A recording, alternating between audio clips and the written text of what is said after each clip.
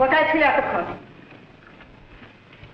বলো, এতক্ষণ কোথায় ছিলে? জবাব দাও, উত্তর দাও। চুপ করে থেকো না। আমি সব বুঝেছি, আমি নিজে গিয়ে সব জেনে এসেছি। আমি তোমার মুখ থেকে শুনতে চাই, জবাব দাও। তুমি কি ভেবেছো তোমার এত সাহস হলো কোত্থেকে? তুমি জবাব দিচ্ছ না, জবাব দাও। আমি নির্মলকে বিয়ে করব।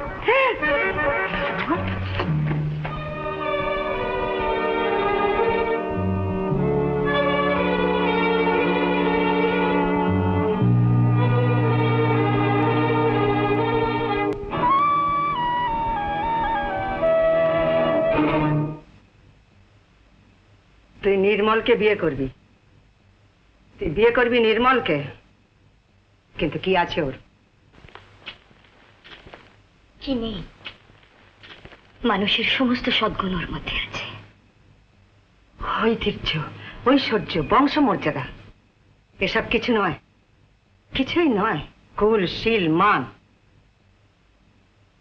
সত্যি করে কি আমরা এসব চাই? এসব চাই কোনো নেই।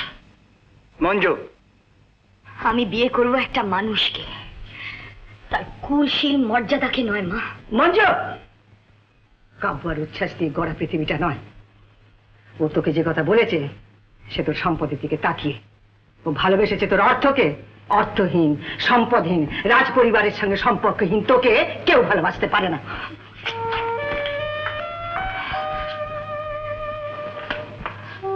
অর্থহীন, সম্পদহীন, রাজ পরিবারের সঙ্গে সম্পর্কহীন আর কোন বিভাব আছে আমার পুরুষকে জয় করবার? শিক্ষা, সৌন্দর্য, তেমন করে তো বলার মতো কিছুই নেই। তাহলে তেমন করে বলার মতো কিছু নেই।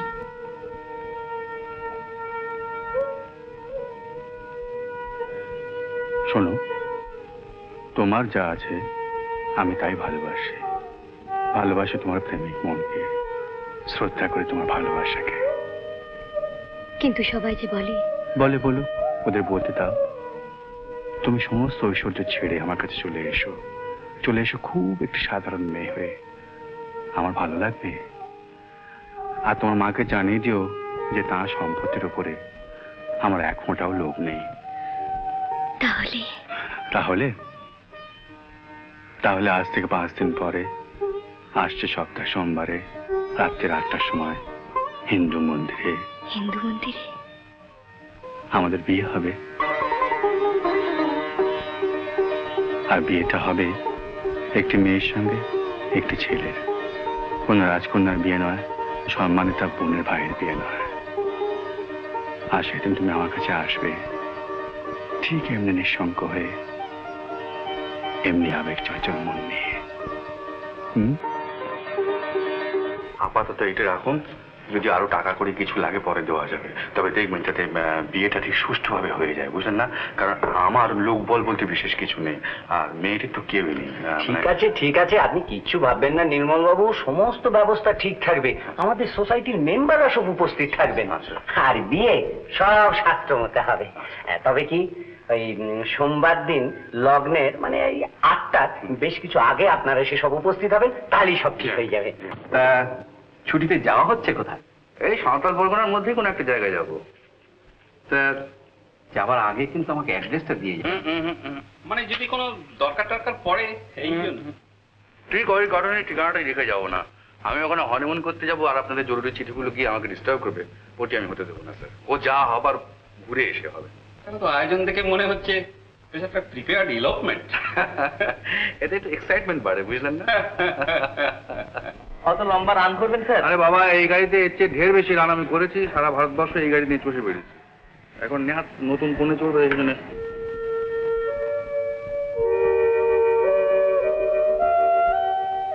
তুমি সমস্ত ঐশ্বর্য ত্যাগ করে আমার কাছে চলে এসো। চলে এসো খুব একটি সাধারণ মেয়ে হয়ে। আমার ভালো লাগবে। আর তোমার মাকে জানিয়ে দিও যে তাঁর সম্পত্তির উপরে আমার এক ফোঁটাও লোভ নেই।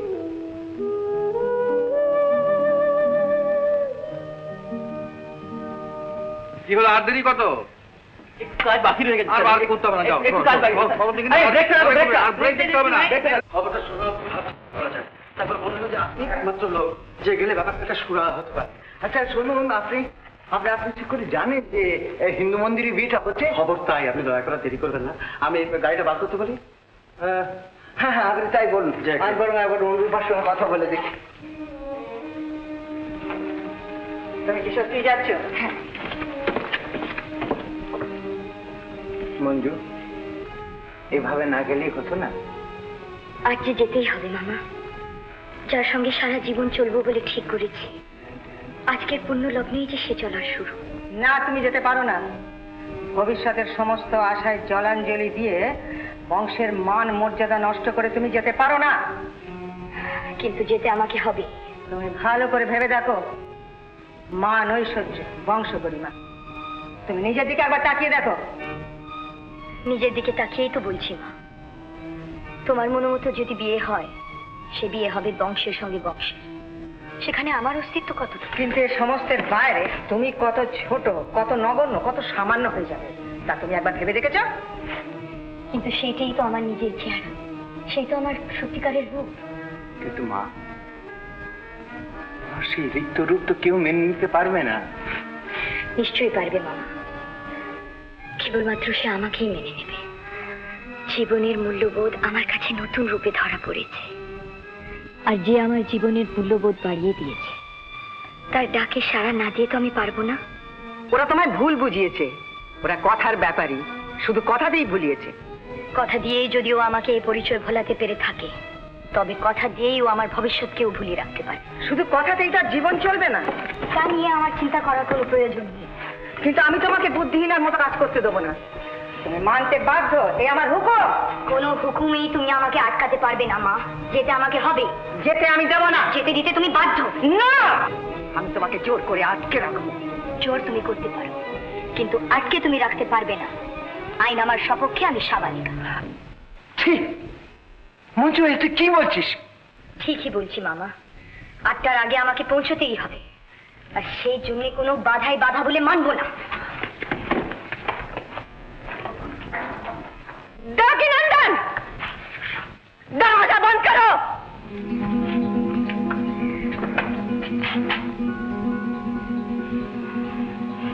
দরওয়াজা খোল দো। না মঞ্জু, তুই এমনি করে আমাকে ফেলে যাবি না। তুই এমনি করে আমাকে কাঁদিয়ে যাবি না। তুই যাবি না, তুই কখনো সুখী হবি না। তুই কখনো সুখী হবি না মঞ্জু। তবু আমাকে যেতেই হবে মা। মঞ্জু, মামা, চল মা, এটুকু পথ আমি তোকে এগিয়ে দিচ্ছি। আর তুই কখনো সুখী হবি না। কখনো সুখী হবি না।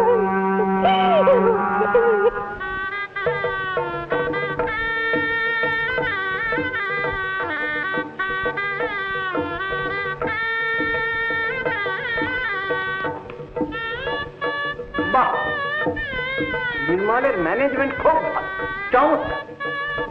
আপনাকে একবার পাশের ঘরে যেতে হবে।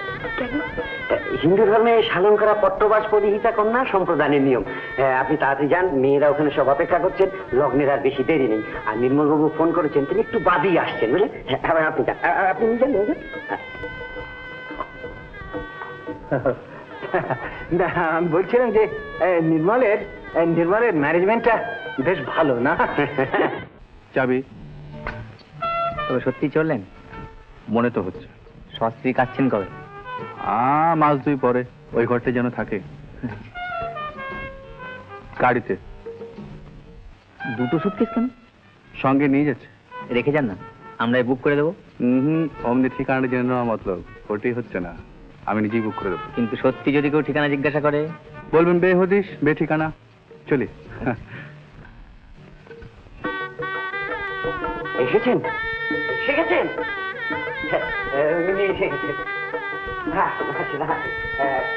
ইনি আমাদের আচার্য। আসুন আচার্য, আসুন।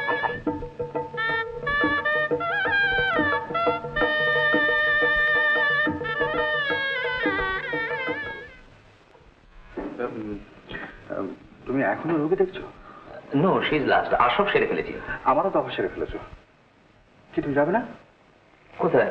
কোথায় কি? আজ আমার বিয়ে না? ও হ্যাঁ হ্যাঁ হ্যাঁ, কিন্তু ও হ্যাঁ, কিন্তু মানে কি, তোমাকে তো আমি বলেছিলাম যে তুমি ছাড়া আমার কেউ নেই, একমাত্র তুমি আমার গেস্ট। হ্যাঁ, কিন্তু আমি ভেবেছিলাম যে জামা টামাগুলো। আচ্ছা একটু বসো, একটু। না না, বসো না, শোনো শোনো, আমার বিয়ের লগন হচ্ছে 8টায়, এখন বাজে 7টা, এখান থেকে যেতে 6 ঘন্টা সময় লাগবে। আমি তুমি থাকবো, আমার কাউকে দরকার নেই। নির্মল, নির্মল শোনো, আরে কি চড়াচড়ি করছো নির্মল? ও হ্যাঁ, শুনুন, এই প্রেসক্রিপশনটা নিয়ে আপনি ওষুধটা নিয়ে নিন, 3 দিন বাদে এসে আমাকে রিপোর্ট করবেন, কেমন? নির্মল,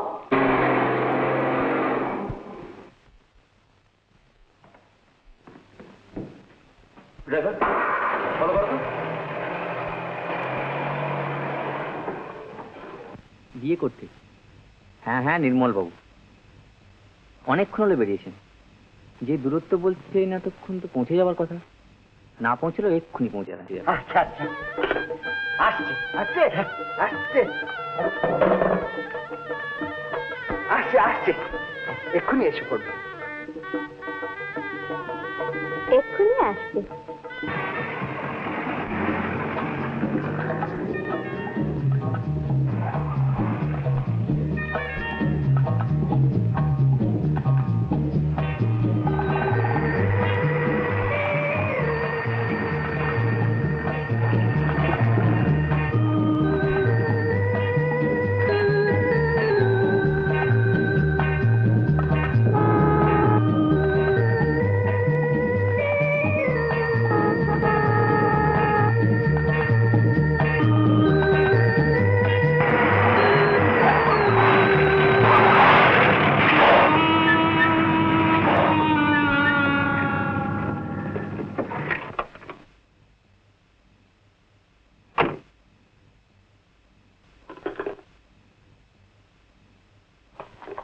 হোটেল তো বারবার একই কথা বলছে। হ্যাঁ, সে কি স্ট্রেঞ্জ, 10টা বেজে গেল, তো কোনরকম অ্যাক্সিডেন্ট হলো না তো?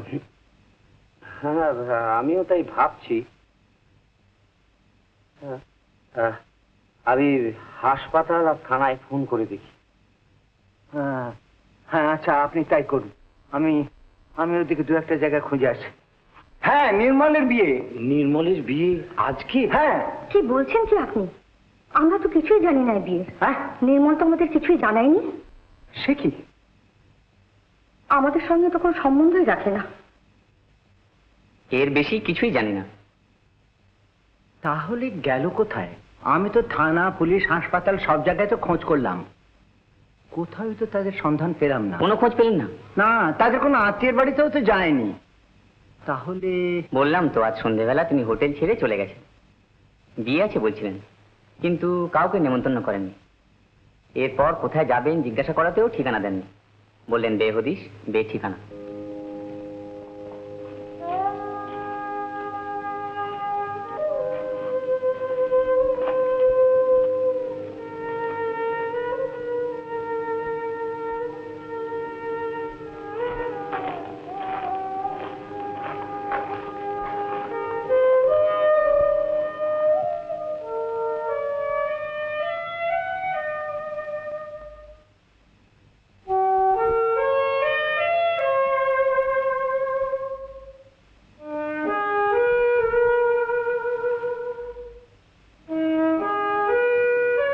না, কোথাও তো পাওয়া গেল না।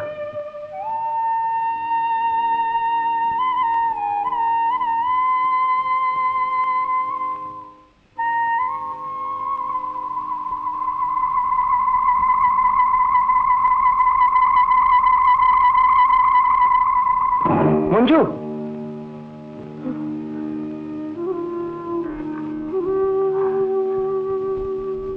আলোগুলো নিভিয়ে দিই। এত আলো আমি সহ্য করতে পারছি না।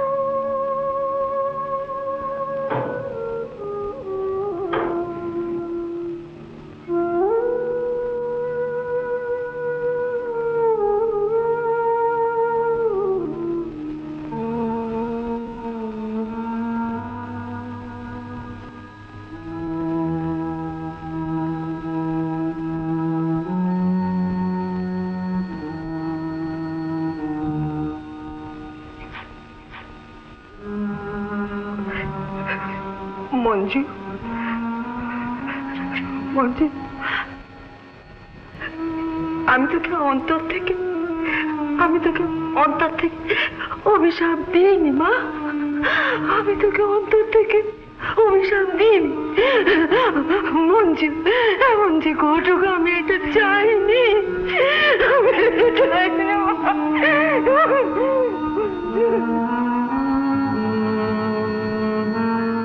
তোমার ভাইকে আমি বিশ্বাস করেছিলাম বুদ্ধি, কিন্তু ভাবিনি যে সে আমাকে ঠকাতে পারে, ভাবিনি সে এত নীচ।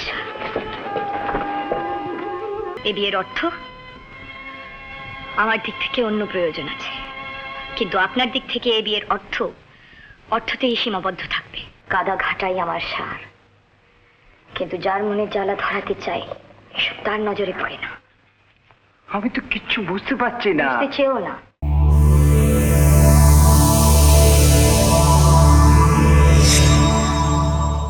উত্তম কুমারের সেরা সিনেমা দেখতে হলে ডাউনলোড করুন ক্লিক অ্যাপ।